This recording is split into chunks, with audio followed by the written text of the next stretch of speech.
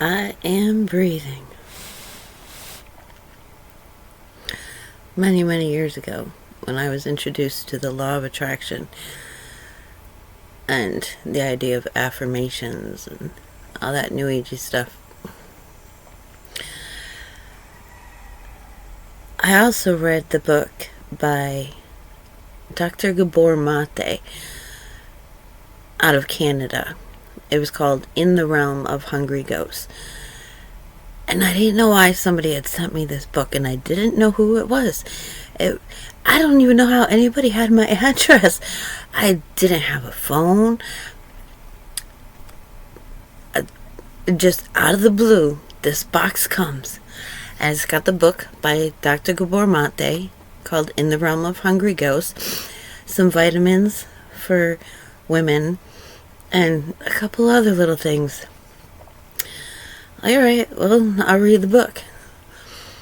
Out of the whole book, there's one sentence that served me. Because I wasn't drinking. I was in the midst of a 10-year stretch of celibacy and sobriety and just wondering why I attract the relationships I do and what in me needs to change so that I stop attracting them. I was on the inner change train. And the one sentence in that book was, PTSD is what happens to a brain in response to trauma, to a healthy brain. Something in me heard, my brain is healthy? And poof, it just lit up. And I knew that the law of attraction, as it is taught by such as the Abraham Hicks channelings, they're not 100% correct. However, if you get the momentum on good feeling thoughts, it establishes and moves things in that direction. And I had felt it, like standing on top of the mountain with the arms stretched wide, hair blowing in the wind, just top of the world kind of feeling. But where I had come from, when my mind opened itself up to my observance and my reflections in response to that one sentence out of that whole book by Dr. Gabor Mate, I understood that there was a soundtrack that my mother conditioned and beat into me. You're greasy, you're filthy, you're fat, you're ugly, you're a loser, you're never gonna amount to anything, blah, blah, blah, blah, blah, you're dirty. Just over and over and over again. And so I couldn't say something to myself like affirmations like, I am beautiful, I am wonderful, I am so smart, because a part of me would say, you're lying. And so I would start to adapt to my thoughts. I'd say, I'm not the ugliest person in the world. Men have whistled at me while I've walked down the street. I cannot be that fat and ugly. And so I started affirmations on that level. And so then I learned what I was doing is called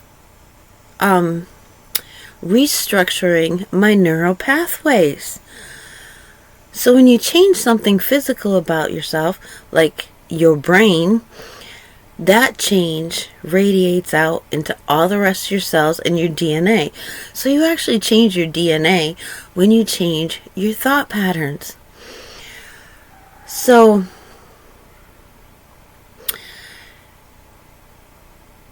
the last year or so especially, it used to be that it was like a daily a la carte would come by as far as thought patterns. Do you want this one, that? No, I'll take this one, this one, this one. And then the rest of the day, the momentum went that way. But now, it's all day long that I am constantly having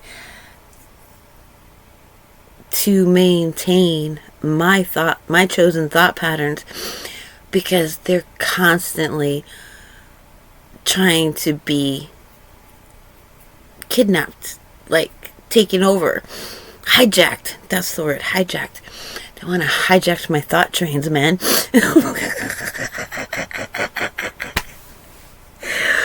Oh, that's so funny. But if we think about it, we have what we focus on. However, at the same time, we have radio waves, 5G waves, 4G waves, like the electrical waves coming off the power lines. And if we warrant special attention, we have psychics in rooms working with satellites to tune into us. So we have contrasting thought patterns going through our body all day, which is governed by the subconscious, the unconscious part of the mind that governs the breathing and the heart rate. Excuse me, I gotta sneeze. So we have, it's like a constant battle, especially now where everything's changing. Like, this is like one of those critical moments. You cannot be on the fence anywhere, because it's just going to knock you off. And so what I keep repeating to myself anytime, because thought patterns, especially like the I am statements. And so something happens and, well, I'm gonna, and I'm the, and the thoughts come. Especially when you interact with people who you just don't want in your experience. So every time I catch my thoughts, like going off into a fantasy of what I could be doing, like, oh, no, I'm breathing. Oh, I'm remembering that I'm breathing. So that brings you into the present moment, refocuses to here and now, and reminds us to freaking breathe. Because we aren't breathing when we're mad and we're thought projecting. Oh, and that's what we do. So I thought it might be helpful to other people that anytime I comes up in your mind, I'm breathing. Like, it's the hippie stuff to do, but hey, it's been working for me. Sometimes I still get off into those hijacked thinking patterns. Interesting times. And apparently, there's information going around. I don't know how true it is. But there's a movement of people who are trying to get laws made to protect our right to our own cognitive thinking patterns, to our own mind. For this exact reason, is our minds keep attempting to hijack our minds. And whether it's IA that's programmed to do it, or actual psychically endowed beings doing it.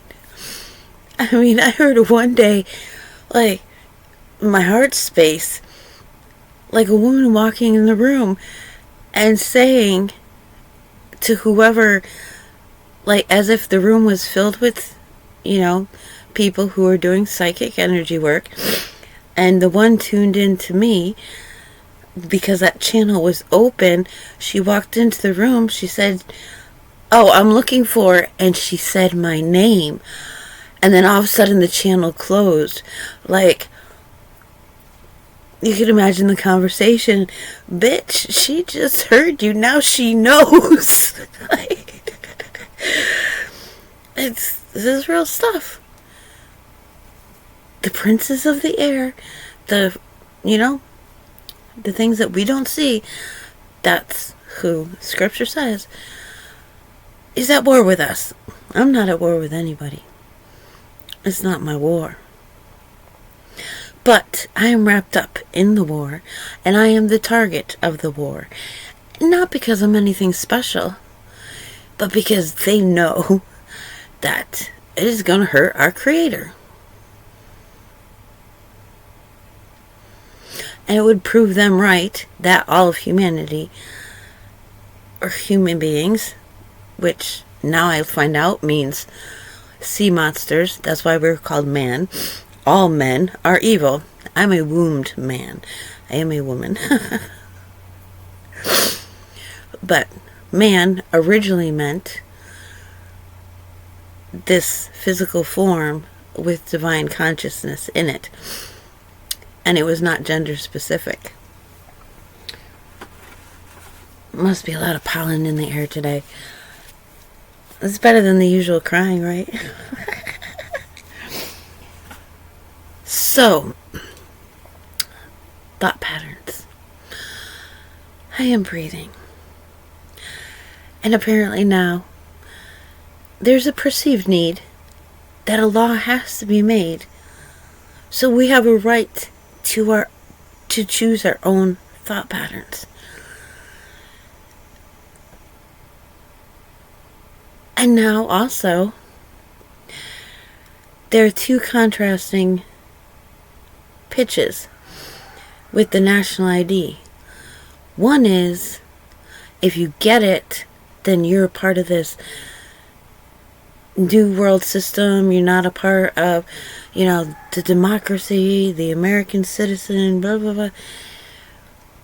The other one is, you want to be registered with that international ID with the star on it if you're in the United States. Because if you don't, especially if you claim to be white, you do not belong in this land.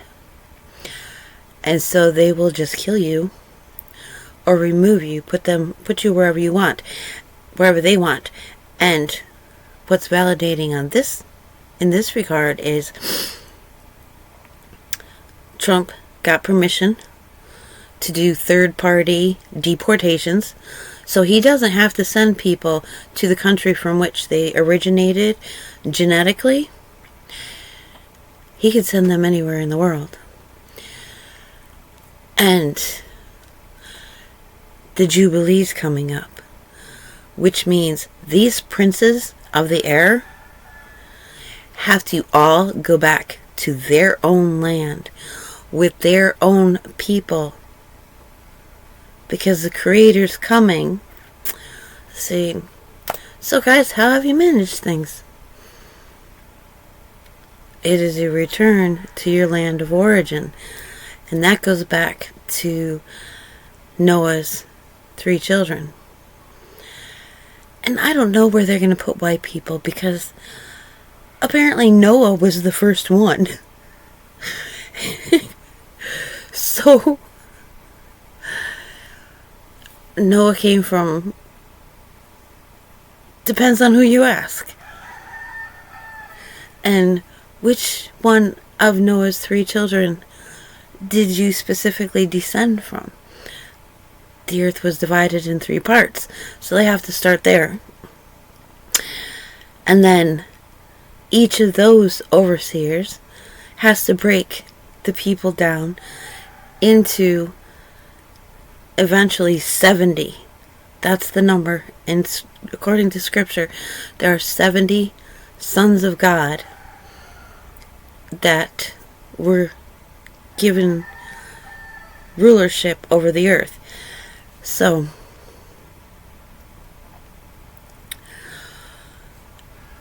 that's a very big thing.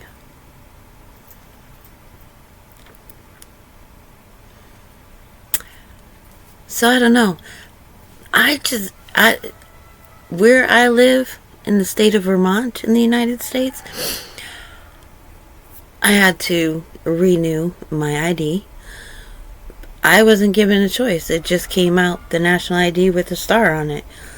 I'm like, alright, I'll be able to travel comfortably, you know? And somebody else paid for it, so great. But then you learn from the more right-wing people, the more constitutional people, that, oh, that's bad. You lose your sovereignty. We already lost sovereignty. We didn't even have it to begin with. We were governed by one of the 70 princes of the air, the sons of God. We never had sovereignty. But the right to choose who we will serve means we need to maintain the right to our own cognitive functions, our free will. And if you can't freely choose your thoughts, you can't freely choose what you will. It's just a very, very profound time dancing with all the information coming through. Oh. And in the meantime, I'm dealing with people who were brought over as part of Operation Paperclip and hang out with the star-studded people who are part of Pizzagate and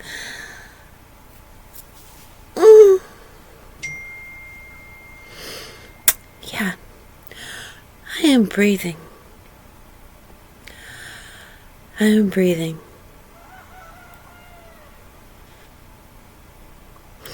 But the cool thing is, they're going to be some of the first to be removed, I would imagine.